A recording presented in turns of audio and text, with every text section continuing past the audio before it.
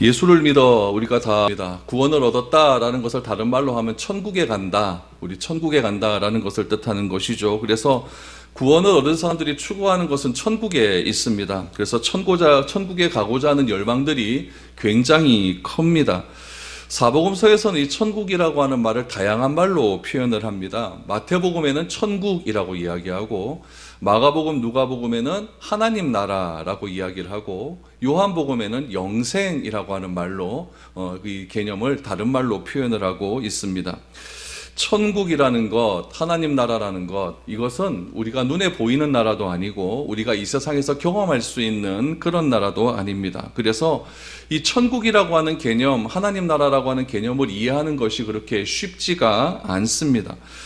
이 개념을 이해하지 못한다는 것을 누가 알고 계셨냐면 예수님께서 너무나 잘 알고 계셨죠. 예수님께서는 이 천국이라고 하는 개념을 가르치시기를 원하셨고, 또 하나님 나라라고 하는 개념이 인간이 다 알기를 원하셨지만은 인간의 연약함을 너무나 잘 알고 계셨기 때문에 예수님께서는 이 세상에서 경험하는 다양한 사건을 예를 들어서 이 천국, 하나님 나라를 설명해 주셨습니다.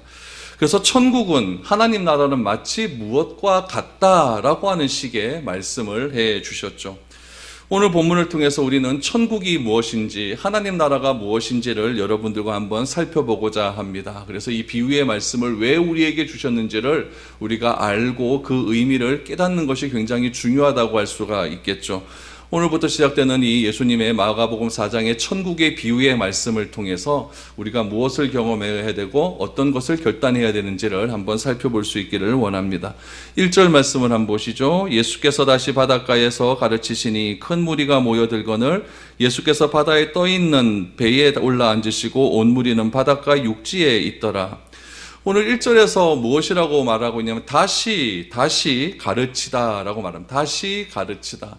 다시라고 하는 부사를 사용하시고 가르치다라고 하는 동사를 사용함으로써 예수님께서 가르치시는 것은 일회적인 것이 아니다라는 것을 이야기하고 있죠. 지속적으로 가르치셨다라는 것을 말을 하고 있습니다. 예수님께서 지속적으로 다시 가르치실 때 누가 모였냐면 많은 무리들이 모였다라고 이야기하죠. 무리들이 모이는 것은 여러분, 그 가르침을 하는 그 예수의 영향력이 커졌다라는 것을 뜻하고 있는 것이죠. 예수님의 영향력은 점점 갈릴리 바닷가 주변에서, 갈릴리 지역에서 점점 커져만 갔고, 예수님께서 그 커져가는 영향력 속에서 가르치고자 하는 것은 무엇이었냐면은 천국, 하나님 나라였다라는 것을 알 수가 있습니다. 마가복음에서는 이 천국이라고 하는 말보다는 하나님 나라라고 하는 표현을 사용하기 때문에 저도 지금부터는 하나님 나라라고 하는 표현을 사용하겠습니다. 하나님 나라는 무엇과 같다? 천국과 같습니다. 그래서 하나님 나라를 그렇게 이해하셨으면 좋겠습니다. 예수님께서 많은 사람들을 모였을 때에 하나님 나라에 대해서 다시 가르치시기를 시작했다라고 말을 하죠. 그런데 어떻게 가르치셨느냐? 방법이 나옵니다. 2절을 보니까 이에 예수께서 여러 가지를 비유로 가르치시니 그 가르치시는 중에 그들에게 이르시되, 이 마태복음 13장에 보면은 이 비유에 대한 말씀을 7가지로 설명을 하고 있습니다. 그런데 마가복음에서는 그 7가지를 다 설명하는 것이 아니라 4가지만 그렇게 말을 하고 있죠. 하나님 나라를 무엇으로 가르치느냐? 우리가 잘 이해하지 못하기 때문에 예를 들어 설명하시는데 그것을 비유라고 이렇게 이야기를 합니다. 그럼 비유라고 하는 말을 헬라어로 파라볼레라고 이야기하는데, 이 파라볼레의 뜻이 무엇이냐면은 무엇 곁에 두다라는 뜻이에요. 무엇을 곁에 두다. 그래서 A라는 것을 B의 곁에 두다라는 뜻이 있어요. 무슨 의미냐면은 A는 뭐냐면은 보이지 않는 겁니다. B는 뭐냐면은 보이는 겁니다. 그러니까 이런 이야기죠. 우리가 바람을 설명하려고 하면은 바람은 안 보이잖아요. 그러니까 바람이 보이지 않는 것을 설명하기 위해서 무엇인가 보이는 것을 곁에 두고자 합니다. 그럼 여러분 같으면 바람을 설명하기 위해서 보이는 무엇을 곁에 두면 좋겠습니까? 뭐 깃발 같은 것, 나무 같은 것. 그래서 바람이 불면 깃발이 흔들린다. 그러니까 이건 바람이 분다라는 것을 알 수 있지 않습니까? 그러니까 비유라는 것은 무엇이냐면은 보이지 않는 것을 설명하기 위해서 보이는 것을 곁에 둔다. 이것이 비유의 원어적인 의미입니다. 그러니까 예수님께서 보이지 않는 하나님 나라를 설명하기 위해서 지금 씨앗이라고 하는 보이는 것을 곁에 두는 겁니다. 농사 짓는 사람들을 곁에 두는 겁니다. 이것을 뭐라고 한다고요? 비유라고 이야기한다. 왜 이런 말을 사용했다고요? 인간이 모르니까.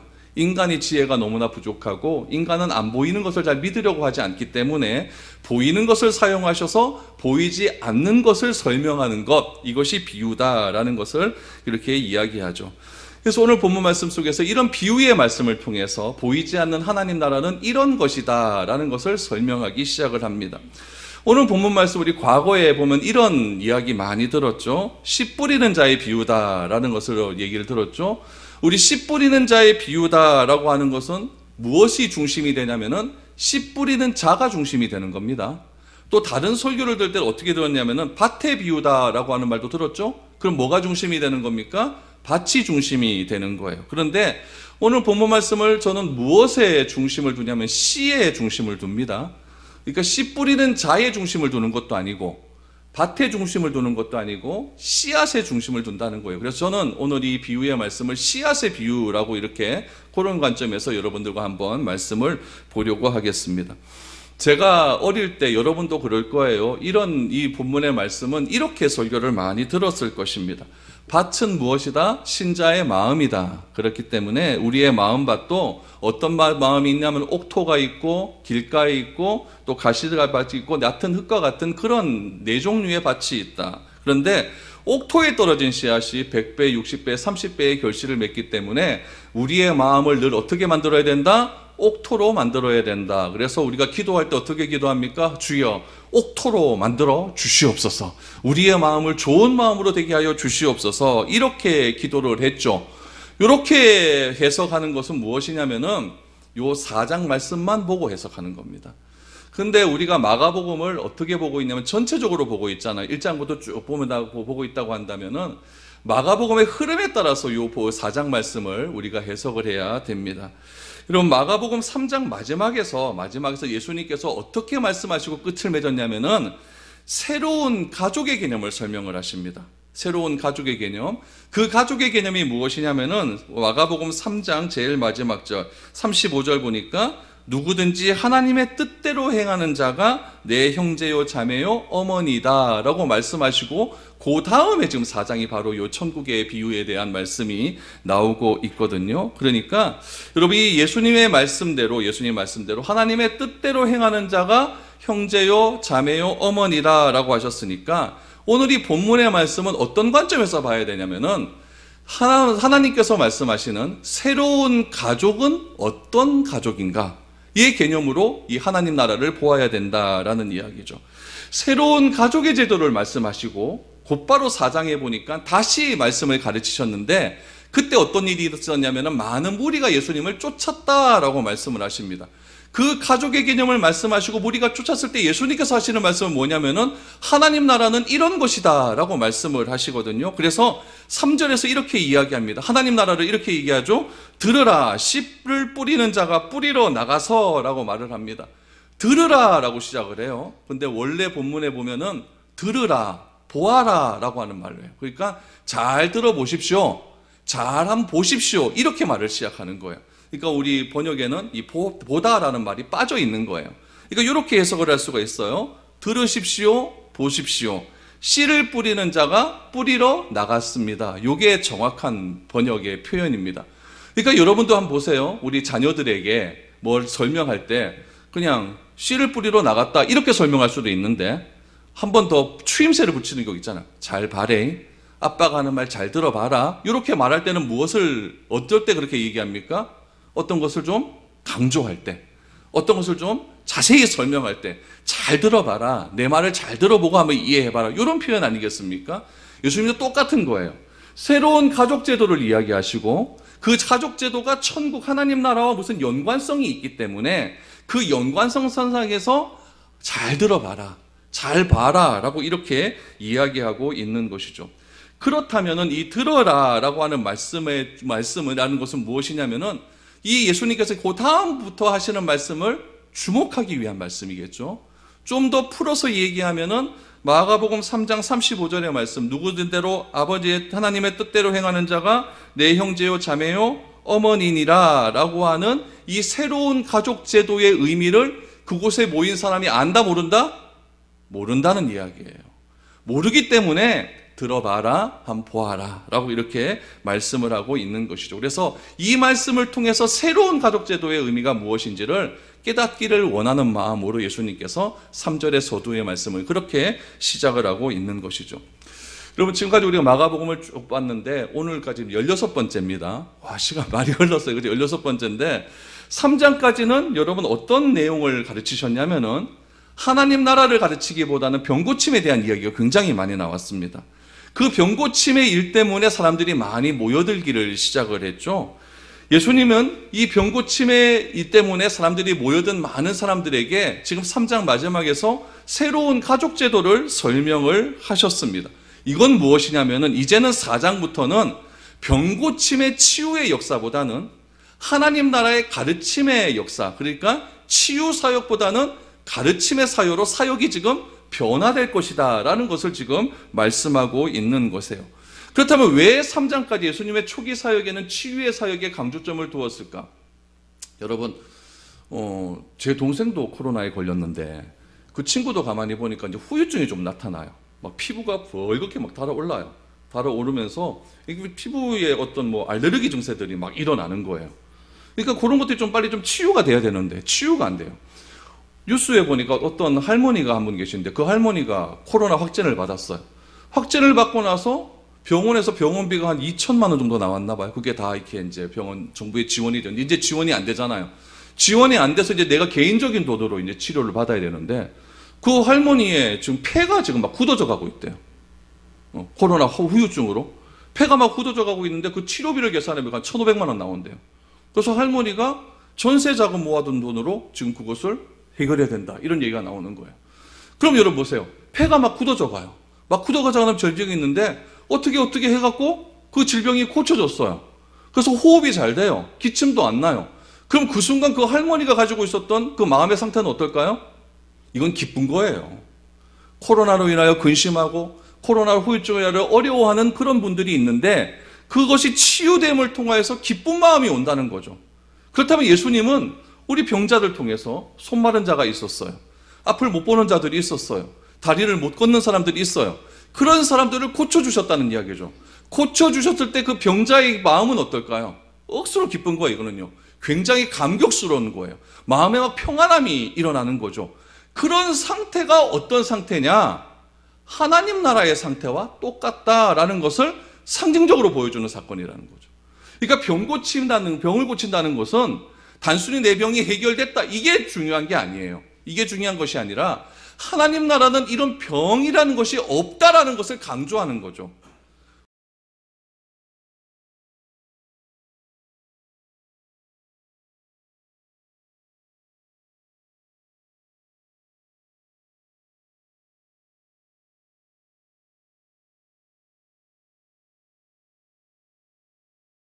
계속 병고침만 일어나게 된다면 사람들은 뭐 때문에 예수님을 쫓아오느냐? 병고치로 쫓아오는 거예요.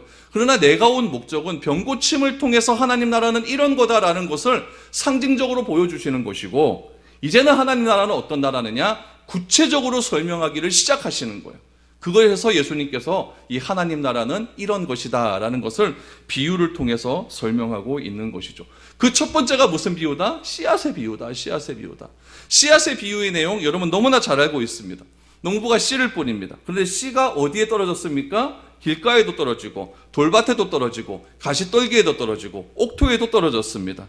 결과는 어떻습니까? 길가에 떨어진 것은 새가 와서 다 잡아먹어버리고 또한 돌밭에 떨어지는 것은 싹이 나오다가 뿌리가 낡기 때문에 다 그냥 끝나버리고 가시떨기에 떨어진 것은 뭐 결실을 하지 못했고 그러나 좋은 땅에 떨어진 씨앗은 30배, 60배, 100배의 결실을 맺었다. 여러분 이게 끝입니다. 이게 전부예요. 실제로 그 당시에 가장 풍년이 들었을 때 통계를 보면은 한 5배 정도 결실을 얻었대요.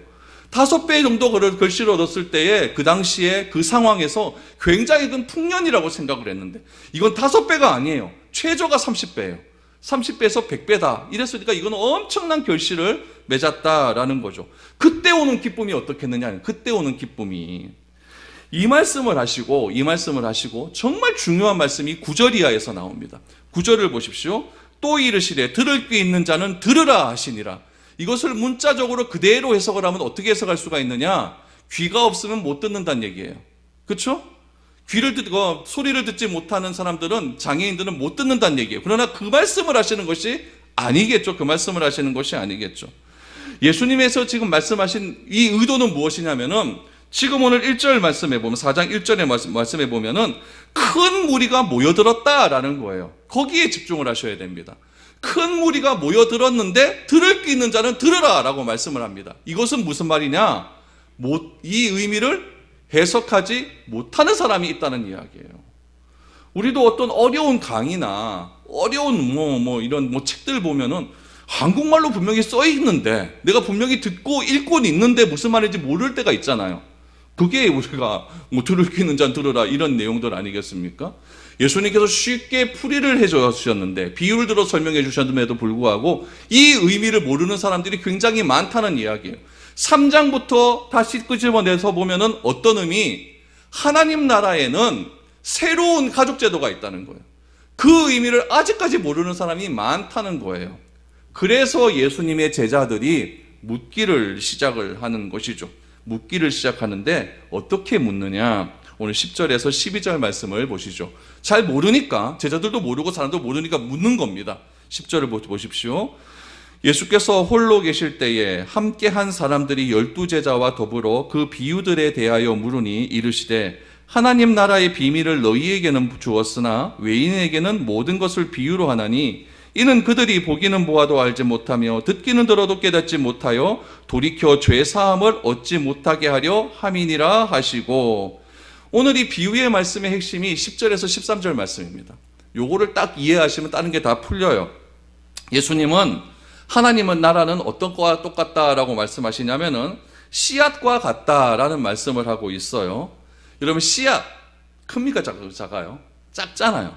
비록 작게 시작을 하지만 땅에 떨어졌는데, 땅에 떨어진 씨앗이 사탄의 방해나 환난이나 시험으로 인하여서 소멸되는 것 같지만, 그런 모든 것들을 다 이기고 나서 그 씨앗에 있는 생명력을 통해서 큰 열매를 얻는다. 이것이 비유의 핵심 말씀 아니겠습니까? 그럼 이러한 비유의 핵심이 누구에게서 그대로 드러날까요? 예수님의 삶에서 그대로 드러납니다. 예수님은 씨앗처럼 땅에 묻히게 됩니다. 무엇을 통해서? 십자가를 통해서 땅에 묻히게 됩니다. 그런데 예수님의 이 십자가 사건을 지지 못하도록 예수님의 공생의 3년 동안 사탄은 무수한 시험을 줍니다. 무수한 환난을 줍니다. 무수한 어려움을 줍니다. 그런 시험과 어려움을 받았지만 씨앗이 생명력이 있는 것처럼 예수님의 삶 가운데도 생명력이 있는 거예요. 복음의 능력이 있는 거예요. 하나님이 주시는 사명감이 있는 거예요. 그 사명감 때문에 십자가에서 죽으셔서 땅에 묻히게 되었지만 다시 살아나셔서 놀라운 부활의 열매를 맺는다. 이것이 오늘 비유의 핵심입니다. 그러니까 우리가 흔히 말하는 것처럼 30배, 60배, 100배 내가 얼마 헌금했으니까 하나님 100배 주여, 이 의미가 아니라는 이야기예요. 이 비유의 핵심은 누구에게 있습니까? 예수님의 삶에 있는 거예요. 예수님 자기 사역에 있는 거예요. 자신의 삶도 이렇게 될 거예요. 그래서 고린도전서 15장 말씀해 보니까 주께서는 잠자는 자들의 첫 열매가 되셨느니라. 첫 열매가 되셔서 자신은 이렇게 죽었다가 다시 부활하심으로 부활의 첫 열매가 되셨지만 그 사실을 믿는 자들은 수많은 사람들이 다 영생을 얻게 되는 겁니다. 우리도 그 가운데 포함됩니까? 안 포함됩니까? 포함되잖아요. 그러니까 이건 100배의 결실 이상이라는 이야기예요. 오늘 그 말씀을 하시고 싶은 것이죠. 근데 자꾸 우리는 어떻게 이야기를 하느냐? 세상적인 기준과 세상적인 가치에 이 말씀을 적용하고 있다는 게 문제가 있다는 이야기죠. 그래서 예수님께서 이 말씀을 하시는데 오늘 보면 11절 말씀을 다시 한번 보시기 바랍니다.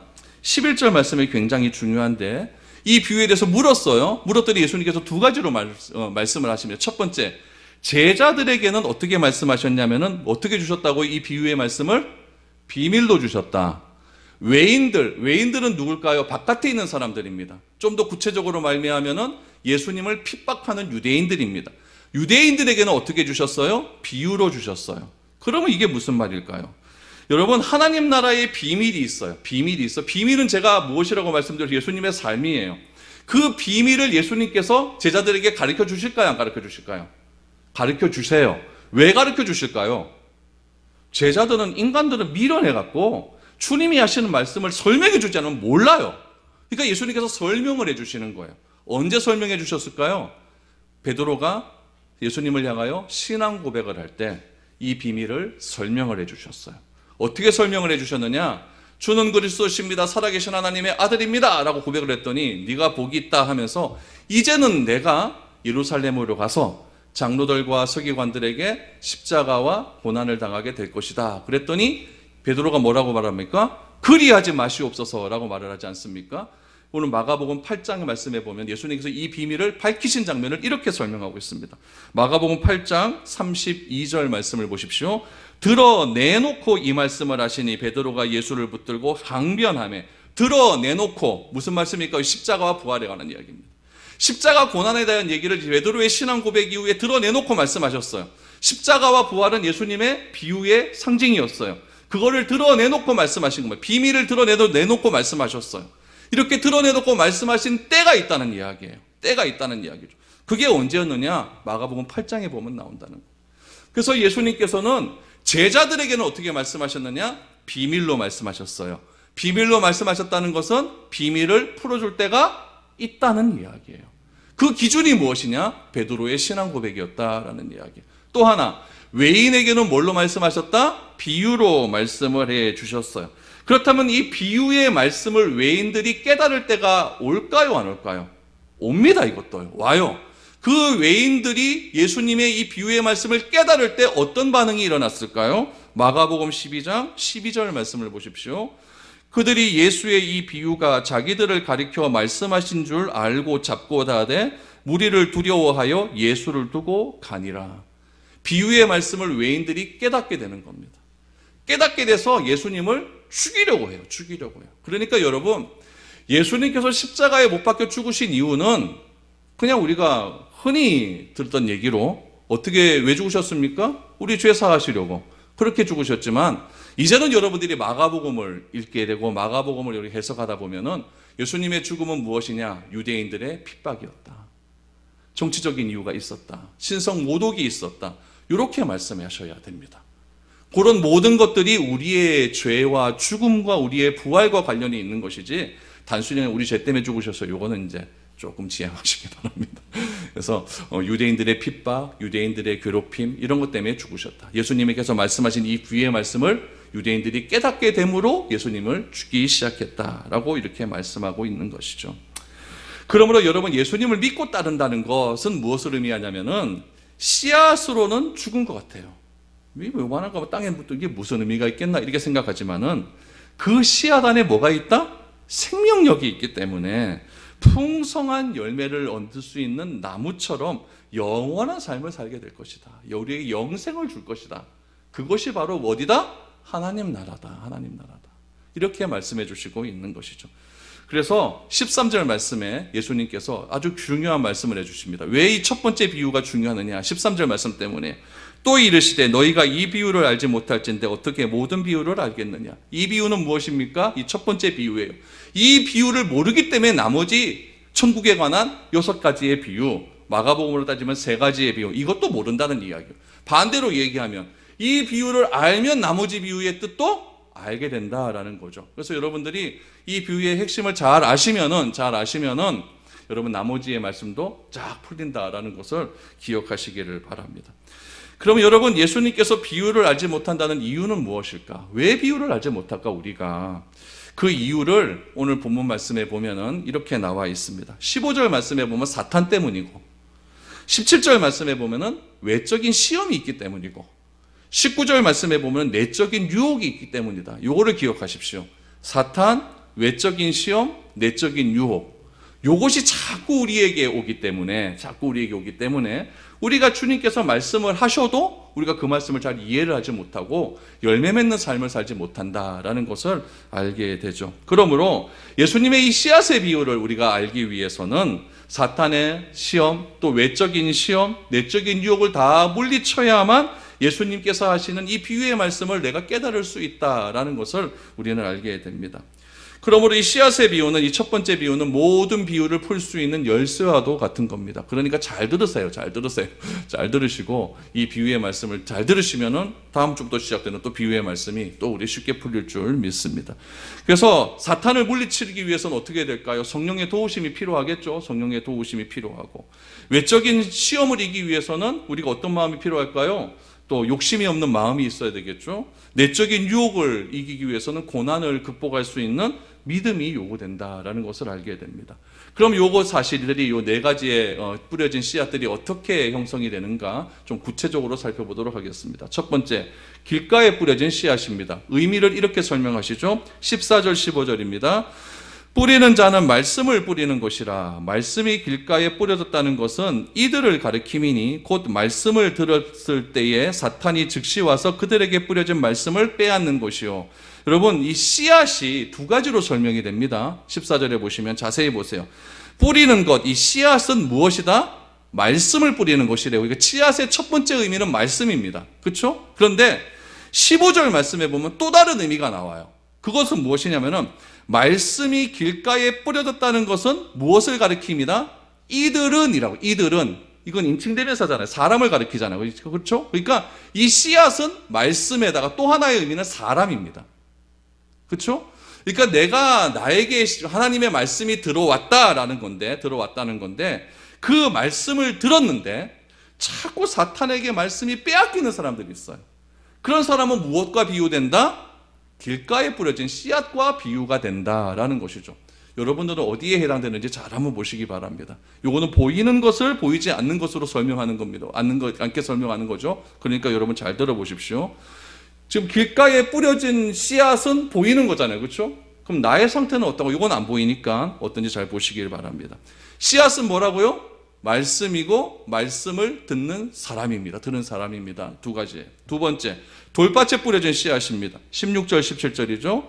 또 이와 같이 돌밭에 뿌려졌다는 것은 이들을 가리킴이니 곧 말씀을 들을 때 즉시 기쁨으로 받았으나 그 속에 뿌리가 없어 잠깐 견디다가 말씀으로 인하여 환난이나 박해가 일어날 때에는 곧 넘어지는 자요라고 말을 하죠. 돌밭에 뿌려진 자는 뭐가 없는 사람이다? 뿌리가 없는 사람이에요. 그렇기 때문에 모태신앙이 복이에요. 모태신앙은 뿌리가 있어요. 유대인들이 뿌리가 있잖아요. 믿음의 뿌리가 있잖아요. 그렇다고 여러분 중간에 내가 믿음의 첫 선조다, 첫 시작이다 이런 사람들을 무시하는 게 아닙니다. 그런 게 아니라 모태신앙은 그런 의미에서 중요하다는 이야기예요. 또 하나, 모태신앙이라고 다 좋냐? 그렇지도 않습니다. 내가 모태신앙으로 신앙생활을 하고 있는데 말씀의 뿌리가 없는 사람이 있어요. 창세기가 어디 있고 욥기 이래 보니 어딘지 성경 하루 종일 찾는 사람이 있어요. 오바댜는 도대체 어디 있노? 그런 것도 있었나? 말씀의 뿌리가 없는 사람이 있다는 이야기죠. 그래서 요 돌밭에 뿌려진 씨, 말씀이 나에게 들어왔어요. 말씀을 받았어요. 받아서 기쁨으로 받습니다. 설교 시간에 이야 설교 좋다. 그런데 밖에 나가서 누구 만나면서 다 까먹어버리는 사람이 있다는 거예요. 그런 사람들이 무엇에 뿌려진 씨앗이다? 돌밭에 뿌려진 씨앗이다. 대다수 성도들이 그렇습니다. 저도 그렇고 대다수 그렇다는 이야기예요. 세 번째, 가시들 가운데 뿌려진 씨앗. 18절 19절입니다. 또 어떤 이는 가시떨기에 뿌려진 자니 이들은 말씀을 듣기는 하되 세상의 염려와 재물의 유혹과 기타 욕심이 들어와 말씀을 막아 결실하지 못하게 되는 자요라고 말을 합니다. 여러분, 두 번째와 세 번째의 차이를 잘 보셔야 됩니다. 두 번째는 무엇이냐면은 환난이나 박해입니다. 외적인 거죠. 환난, 박해. 너 예수 믿으면 죽어. 이렇게 가정에서 예수 믿는다고 핍박하는 사람들이 있어요. 또 회사 같은 데 가서 예수 믿는 것 자체가 그냥 말하기 거북하고 내가 예수 믿는다 그러면 회사 잘릴 것 같고 이런 회사들이 있어요. 그런 것이 환난이나 박해입니다. 이런 것 때문에 포기하는 사람들이 있다는 얘기예요. 그런데 요 가시들 가운데 뿌려진 씨앗 같은 것은 무엇이라고 이야기하냐면 염려, 재물의 유혹, 기타 욕심입니다. 내적인 거예요.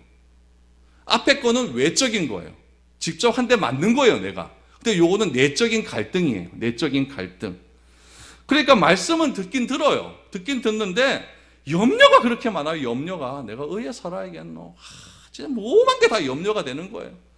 또 돈 때문에 염려도 되고 요즘 부동산 의하면 좋노. 이런 염려가 오만상되는 것이고 또 다른 욕심들이 자꾸 들어와. 그래서 결실이 안 되는 거예요. 결실이 안 되는 거예요. 여러분 이것은 무엇이냐면은 이런 염려가 많다는 것은 내가 현실 속에서 살아가고 있다는 증거예요. 세상에 염려 없는 사람 어디 있습니까? 다 염려 있잖아요. 그러나 염려가 지나치면 뭐가 되느냐? 병이 됩니다. 그래서 염려가 많은 사람은 이 병 때문에, 염려라는 병 때문에 감사의 조건이 다 사라지고 맙니다. 말씀을 들을 때는 감사해요. 근데 그것이 지속되지 못하는 거예요. 왜요? 염려 때문에요. 그래서 예수님께서는 산상수훈에서 염려에 대한 말씀을 이렇게 설명하셨습니다. 염려, 마태복음 6장 27절에서 28절 말씀을 한번 보시기 바랍니다. 마태복음 6장입니다. 너희 중에 누가 염려함으로 그 키를 한 자라도 더할 수 있겠느냐? 또 너희가 어찌 의복을 위하여 염려하느냐? 들의 백합화가 어떻게 자라는가 생각하여 보라. 수고도 아니하고 길쌈도 아니하느니라. 여러분 사람이 왜 염려가 많을까요? 내 마음 가운데 욕망이 크기 때문에 그래요. 그런데 그 욕망이 한 가지 정도면 어느 정도 넘어갈 수가 있어요. 그런데 욕망이 많은 사람은 계속해서 염려가 많습니다. 이것도 하고 싶고 저것도 하고 싶고 요것도 하고 싶고 욕망이 너무너무 많은 거예요.